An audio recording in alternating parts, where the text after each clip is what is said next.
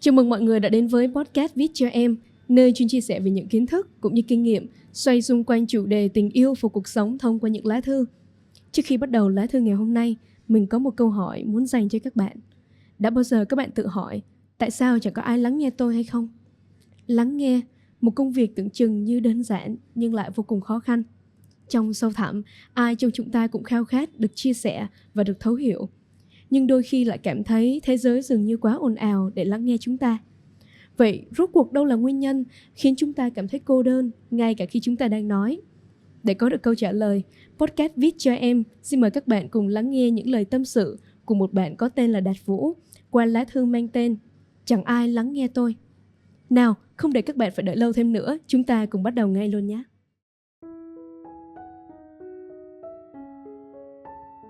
Thủ Đức, ngày, tháng, năm.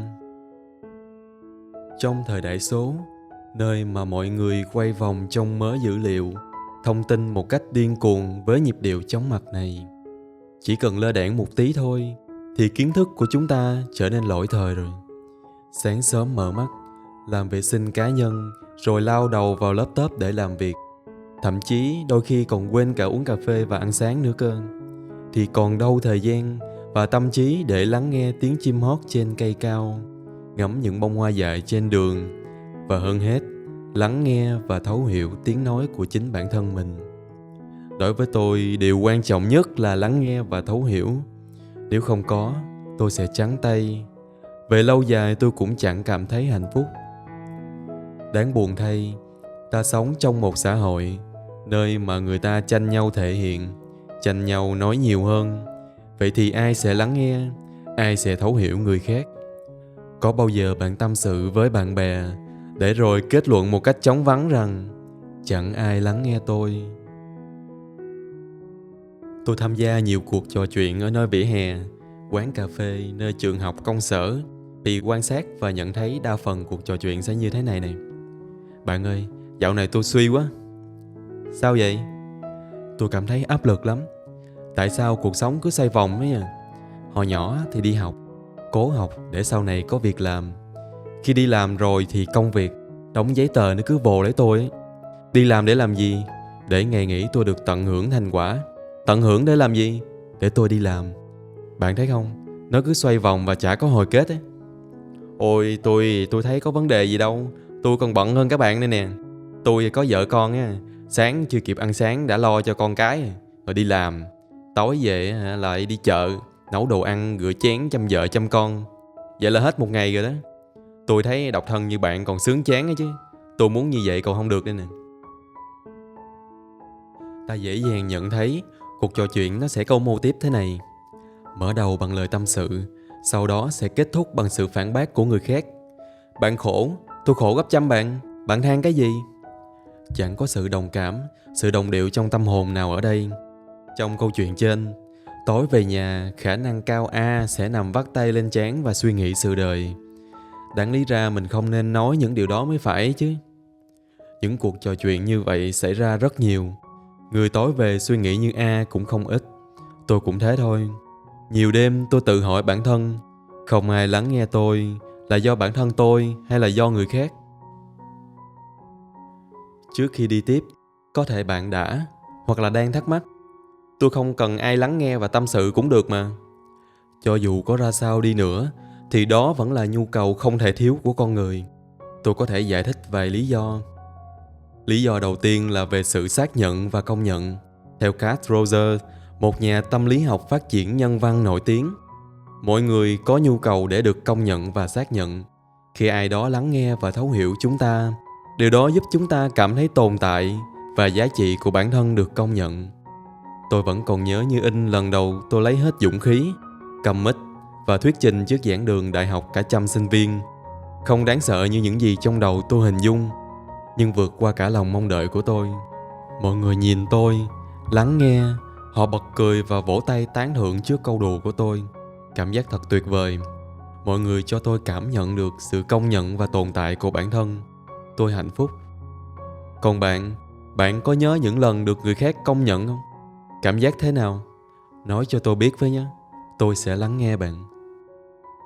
Lý do thứ hai, Theo Abraham Maslow, ông là cha đẻ của tháp nhu cầu và tâm lý nhân văn. Sau nhu cầu vật chất và an toàn, con người tìm kiếm sự thuộc về và tình yêu. Khi được lắng nghe, chúng ta cảm thấy mình không bị cô lập. Thay vào đó, ta cảm nhận được ta là một phần trong chính cộng đồng mà mình đang sống. Sự kết nối này rất cần thiết cho sự phát triển tâm lý lành mạnh. Chúng ta không thể trở nên tốt hơn nếu chỉ có một mình. Tại sao đôi khi tôi cảm thấy không được ai lắng nghe và thấu hiểu? Socrates đã từng nói, hãy tự biết mình. Liệu có ẩn khúc gì trong tâm hồn của ta khiến ta cảm thấy không được ai lắng nghe và thấu hiểu? Đối diện với một vấn đề, ta cần hiểu đúng trước đã. Ngày trước, tôi cho rằng lắng nghe hay đồng cảm, tức là người khác phải đồng ý với những gì trong câu chuyện mà tôi kể. Nhưng không, đồng cảm và đồng ý, đó là hai phạm trù khác nhau. Đồng cảm là khả năng hiểu và chia sẻ cảm xúc với người khác. Khi bạn đồng cảm với ai đó, bạn cảm nhận được cảm xúc của họ và đặt mình vào hoàn cảnh của họ. Chẳng hạn như nói, tôi hiểu bạn đang cảm thấy thế nào, hoặc tôi cũng từng trải qua điều đó. Nếu cảm thấy phía người nghe không phản hồi theo suy nghĩ mà ta mong đợi, theo nghĩa đồng ý với tất cả quan điểm, có thể ta đang nhầm lẫn giữa đồng cảm và đồng ý. Trong thực tế, lắng nghe hiệu quả không nhất thiết phải thể hiện sự đồng ý, mà chỉ cần trong đó có một ít thấu hiểu, một ít phản hồi chân thành, thể hiện rằng ta đang chủ động lắng nghe họ. Thế là đủ rồi.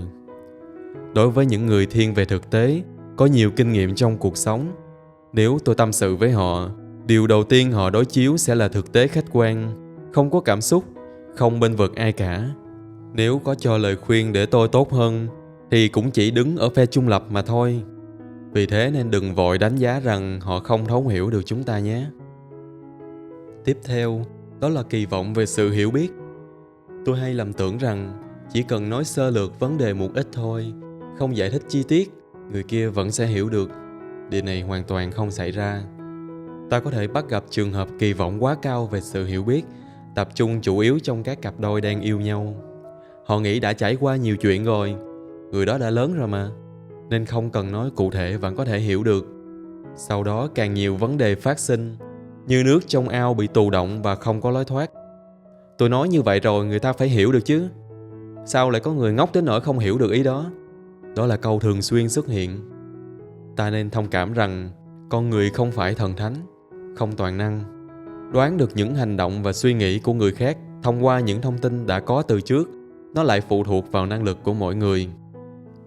Vấn đề về sự hiểu biết, nó đòi hỏi hành động giao tiếp rõ ràng từ cả hai phía. Trong trường hợp yêu nhau, anh hoặc cô ấy không hiểu ý bạn, hãy ngồi lại bên nhau, uống một ly trà sữa full topping, rồi trực tiếp nói thẳng và tìm cách giải quyết vấn đề. Nó vẫn hay hơn là im lặng rồi trông chờ nửa kia sẽ hiểu. Đặc biệt là đại bộ phận bên cánh đàn ông sẽ biết ơn rất nhiều nếu tình yêu của đời họ làm như thế. Tất nhiên nói đi cũng phải nói lại.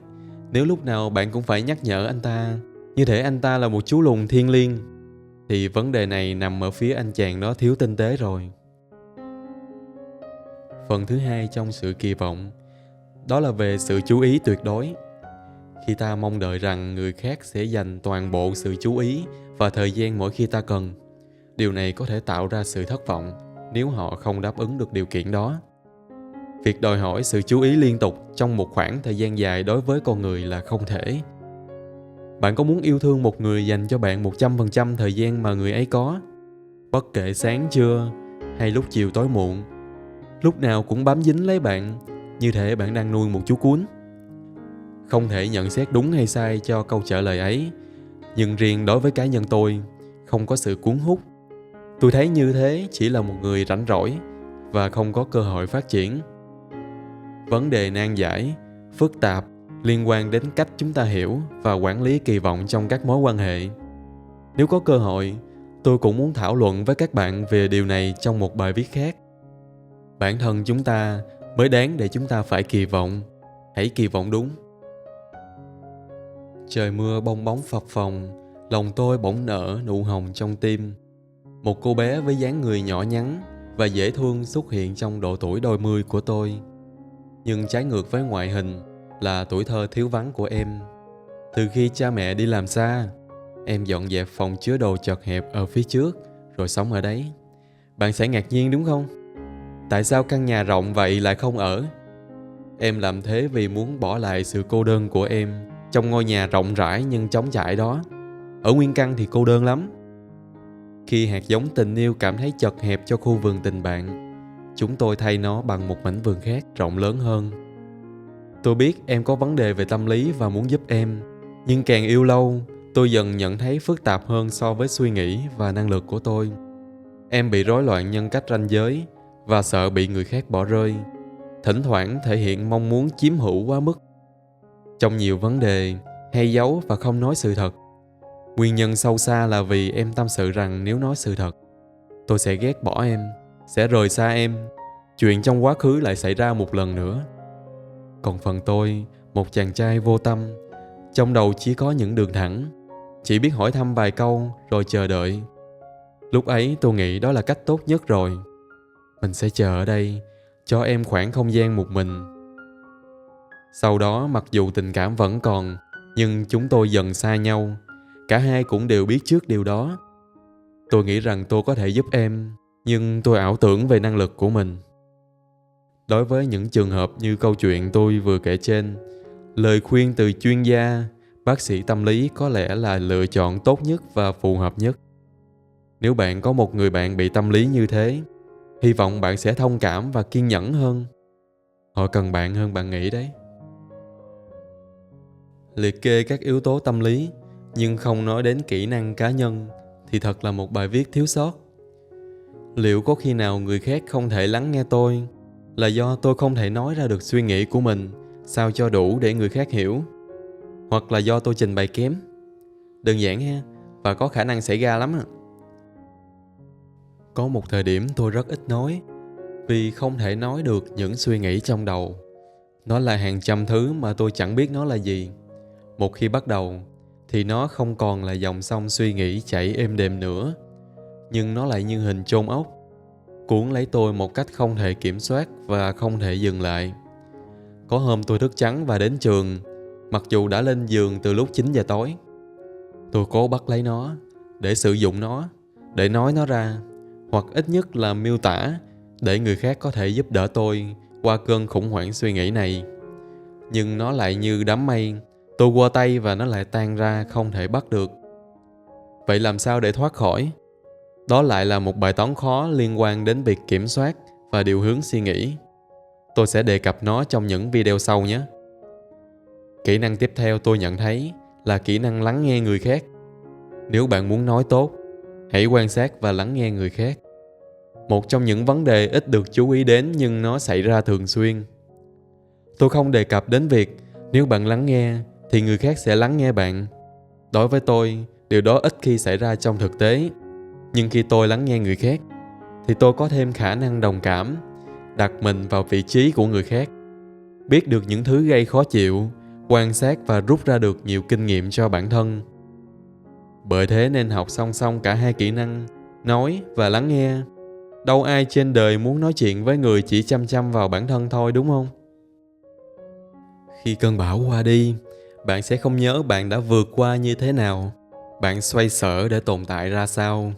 Nhưng có một điều chắc chắn, khi bạn ra khỏi cơn bão, sẽ không còn là cùng một người mà bạn đã bước vào.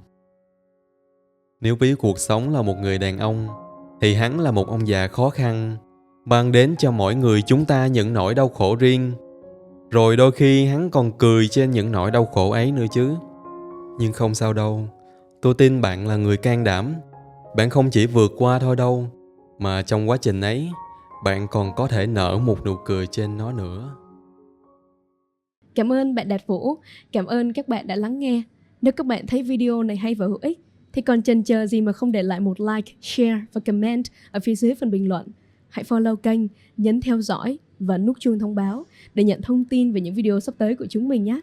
Bởi vì những đề tài như vậy không có quá nhiều người theo dõi, nên nếu như bạn muốn ủng hộ kênh, bạn có thể donate cho chúng mình qua tài khoản mà mình sẽ để ở phía dưới phần mô tả. Cảm ơn và hẹn gặp lại các bạn qua những lá thư sắp tới. Xin thân ái, chào tạm biệt.